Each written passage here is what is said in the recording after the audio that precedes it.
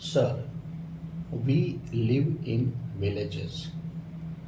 I would like to say something regarding the figures produced here by the Honorable Minister from his records. I am not giving any background, I am telling the truth. I am saying what is actually happening in the country.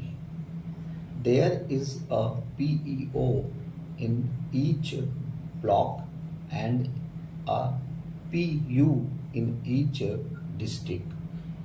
When the government seeks data of the farmers from these officers, they prepare this at their homes. The block officer submits this to the district officer, who submits it further to the state government, which ultimately submits this to the central government. All these estimates are done by sitting in homes only. This is a very wrong practice. If the government is really responsive towards the farmers, then it should make a survey about them through its own officers. Rather, it would be better if it requests all the political parties to send through their respective farmers cell a survey report regarding the problems of a farmer. Some improvements really can be done when data are collected from all quarters. Otherwise, it would remain a paper work only. Now, I would like to say something about our scientists. I am proud of their work and achievements. Had they not increased wheat production in the country, the farmers would have starved. They have made their commendable contribution is in increasing the production of paddy, maize, wheat, etc. The ratio of increase they have maintained yet is quite satisfactory, as the Honorable Minister said that there is going to be increase in the paddy production by 2.5 to 3 times in the country. In order to increase food grain production in the country, it is required for the government to reciprocate equally to the suggestions made by the scientists in this regard. But contrary to that, the government is neglecting farmers in tests on the pretext of financial crisis, and those suggestions are not being implemented. That is why there is no provision for those suggestions in this budget. To blame the scientists is not a good thing. First of all, due attention should be paid to their suggestion. The Honorable Minister has said that production of each of the food grains would be encouraged with an industrial outlook.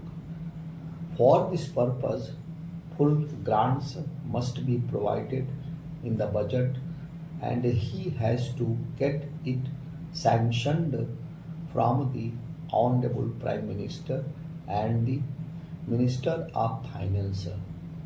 Only then farmers' interests can be protected. Just now, many of our learned friends were saying that they are looting money.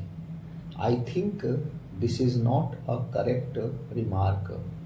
I am of the view that is if somebody commits some errors while doing a good work, it should be ignored and the person should be foreign. Today, farmers are being neglected in the country. I would like to tell the Honorable Minister that our village farmers grow paddy crops twice or thrice in a year, but their crops get destroyed due to floods, drought, and diseases, etc. There is no way out to get rid of this situation. The Honorable Minister was saying that the government wants to start crop insurance scheme for them, but they are not agreeable to this.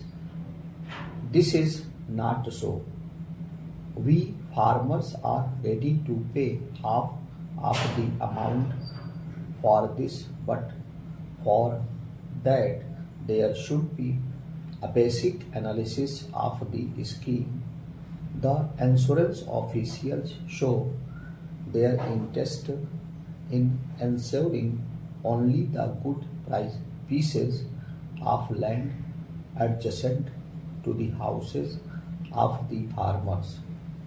They are least interested in ensuring those pieces of land which are not fertile or which are affected by floods, frauds, etc. There are the reasons for which the farmers are not interested in this scheme. Some improvement is needed in this scheme. 4 years ago, when I was a MLA, some of the insurance officials came to my village.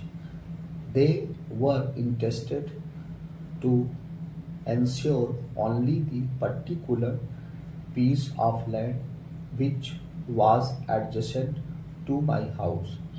I asked them to ensure other pieces of land, so to say that the farmers are not ready for ensuring their crops is not correct.